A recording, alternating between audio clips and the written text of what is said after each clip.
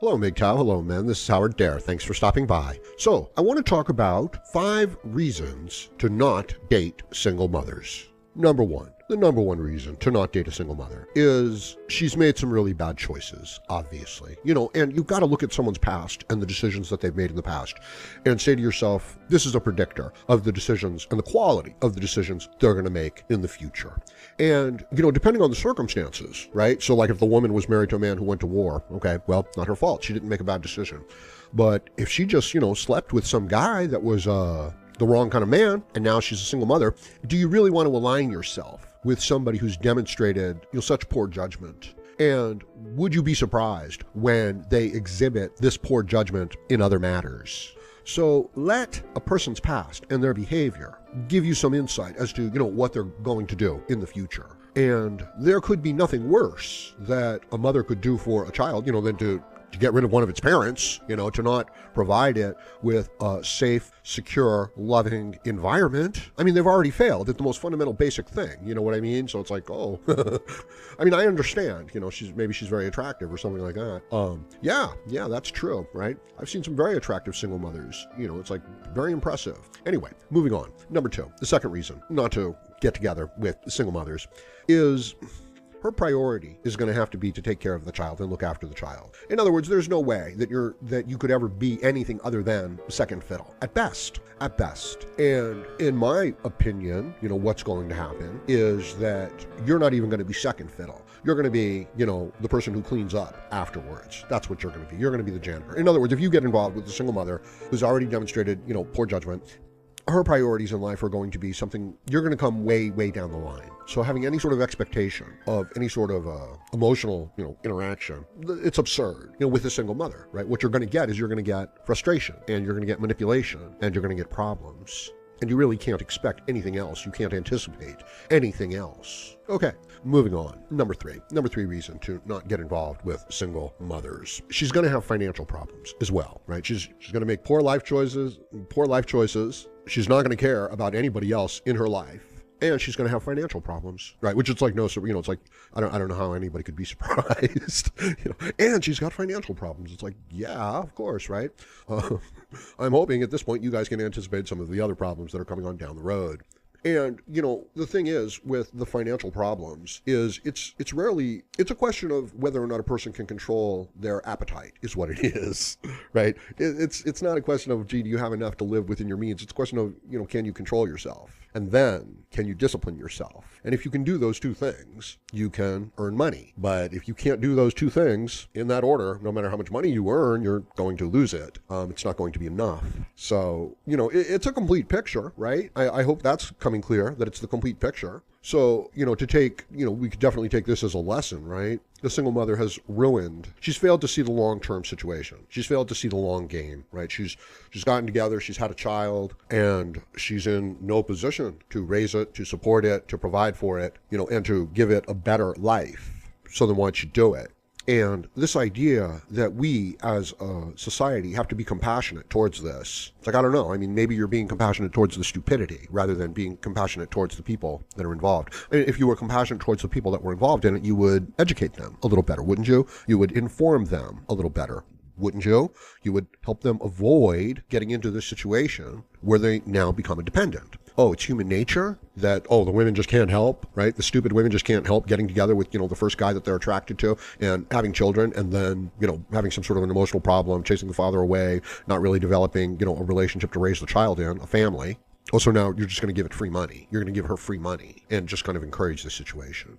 And where would a woman who's having a child ever want to be a feminist and ever hate men? You know what I mean? There's a huge tip-off right there, okay?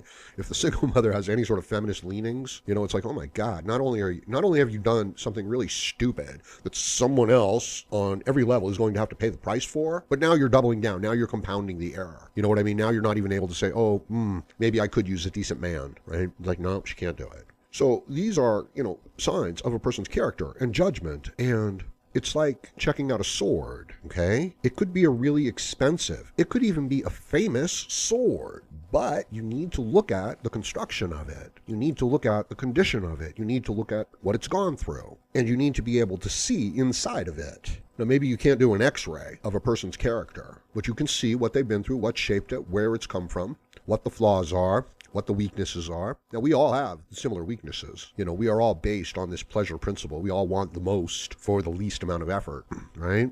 But when you see this taken too far, like the person who can't control their appetite and turns and, becomes overweight and obese and disgusting, and then they won't do the things necessary to take care of their health, and then they can't even admit, where their problems were because, they wouldn't be able to maintain any sort of a self-image. So they're walking around in this, retarded like delusion. That's pretty much the reason why you don't want to be involved with a single mother, right? You don't want to take a broken sword into battle either, or a flawed sword, That's what I'm saying. It may not be broken, but it might be fundamentally flawed. And one of the things I've learned in life is that, you've really got to look at a person's character, because in the end, that's what's going to come through. So it doesn't matter what they're really saying. It doesn't matter what they have. It only matters as these things demonstrate what they are. And that's what you're working with. That's your starting material. It's not even just someone's intention. It's more than just intention, because we can tell what your intention is by your results. Now, not all the time, because we have to be aware of your condition, right? So if a woman, is, I don't know, she's having children and the man goes to war, maybe she did make a good choice, you know what I mean? And fortune and circumstances, took that apart. So the question becomes a larger question of what part does fortune play in the fate of an individual? And let's be fair, it plays some part. You want to say 50%? Sure. In a normal situation, let's just say 50%. And that still means that people of character and discipline and vision who come from a good place, they're going to come through. Because even though fate and fortune might disfavor them half of the time, they're going to keep trying. They're not motivated by trivial, temporary rewards. So what you're looking at, here with the single mother, is you're looking at somebody who can't deny their momentary, temporary desires. From a female having a child point of view, you can understand that, their wants and their needs do become this larger priority and have this whole emotional physiology associated with it, right? So this is where the men that really serve the women and who worship the women, it's like, no, you're not doing them any favors by being in that kind of an emotional state and being subject to their emotional whims. This is why I say that the only respectable way for a man to go is the MGTOW way. Now, some men would say that means that he doesn't have any involvement with women. It just means, but I don't necessarily agree with that. I mean, I say that a man has to find his own way before he can be with anybody else anyway. I say that a man going the way of women, or MGTOW, right? It's got that extra ow at the end. I say that that's a weak way. I say that's the wrong way. And I say that women don't respect that. And what we are witnessing now is the women's contempt and hatred for the blue pill man. And he's being destroyed. And the blue pill world is being destroyed with him. And we're all in that lifeboat now. So now the man has to go MGTOW. If he worships the women, she'll rip him to pieces. So will the society. So will the civilization. He'll become a cuckold. He'll get together with an attractive woman and look after another man's child. And everybody around him will say, it's the good thing to do. Because children need love and a male influence. Right? Of course I'm right. But if that were true, then where is that male? Where was that original father? Why was he driven out? Why are you being brought in as a substitute? If this was true, right? If those principles were true, that they're telling you to justify your sacrifice, then why didn't they hold true to them in the first place? They didn't. So this is the thing of virtue. You know what I mean? When people without virtue use the call of virtue on somebody who has virtue to manipulate them. So that's exactly what's happening right now with men. And, when you're dealing with the government, you're saying, why does the government do this? Why are the politicians letting in, all of these refugees to destroy, the native populations and their tax base? That's not the right thing to do. It's like, well, there's the price of virtue, right? Because you've got virtue and you're looking at it from that point of view. They're not. They're looking at it. Had a little sound problem there, people. Yeah, they're looking at it from a practical, single mother point of view, right? They're looking at it from, getting next month's bills paid point of view. So that's what you're dealing with when you're dealing with a single mother, right? You're dealing with somebody who has no ability, to look into the future, who has no ability to discipline themselves in the present. This is your major group think, you know what I mean? This is the social group that they want you to go along with so that you can be this kind of a dependent and so that you can be part of that group. It's like, well, are you suggesting that a person should, have to be responsible for what they eat, for what they do, and for who they sleep with? Are you suggesting that? It's like, yes, I am. I'm suggesting complete personal responsibility. But I am aware that people are in the circumstances that they're in, and that these emotional situations can have this huge impact on people. And when you're a young person, you're not even aware of it. It's like, say you've got an alcoholic, mother or father, right? And they're manipulating and shaming you to do various things and to, to do them favors and to make their life easier because that's a good thing to do. It's like, well, what the hell? What about the good thing by you? What was the good thing by you that they were supposed to do? So don't let yourself be, manipulated by people who don't have virtue. I'm not suggesting that you don't have virtue. I'm saying don't let yourself be manipulated by people who don't have virtue, and use your virtue to enhance the world around you, to find the people that you think are worthy of, interacting with, and then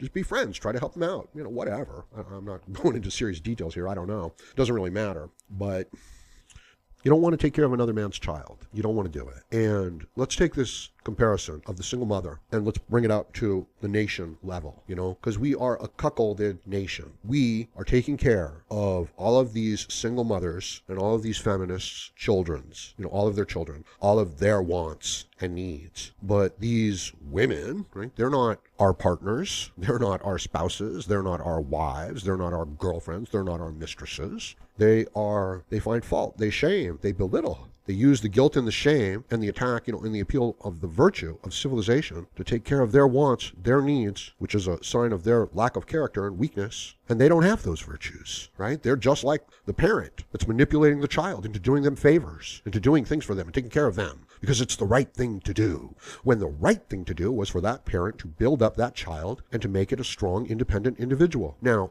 I'll be honest with you, that parent didn't have those qualities either, right? So it's not like they were able to instill those qualities, but they should have recognized, you know what I mean? They should have recognized that they were not the that they were not the type of person that they wanted their children to be, that they wanted their children to be better people than they were, right? But they don't do that. In some cases they do, right? There's plenty of good parents out there, of course.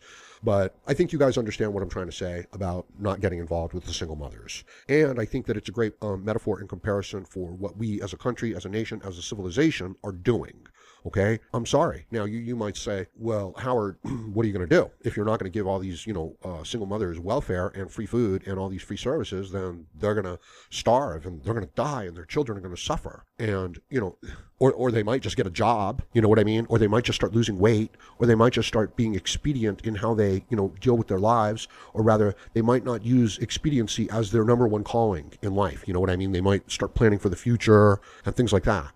So, we are enabling a nation, a civilization of single mothers and feminists. And they use guilt and an appeal to the virtue of people when they themselves do not live and operate by that virtue. And that virtue that I'm talking about should be reserved for other people who fortune has, abused, who they themselves have that virtue. And by helping them, you make the world a better place. That's what we should be doing. And when we're helping people who are just, not taking care of themselves, we're shortchanging the ones that we're supposed to be taking care of. So I understand that this point might not be, perfectly clear, but I'll talk about it more in some upcoming videos. But let me know what you think about it in the comments section below. And please like, share, comment, subscribe, donate, and join me again, Howard Dare, as I plan to have more content for you. Thank you, MGTOW.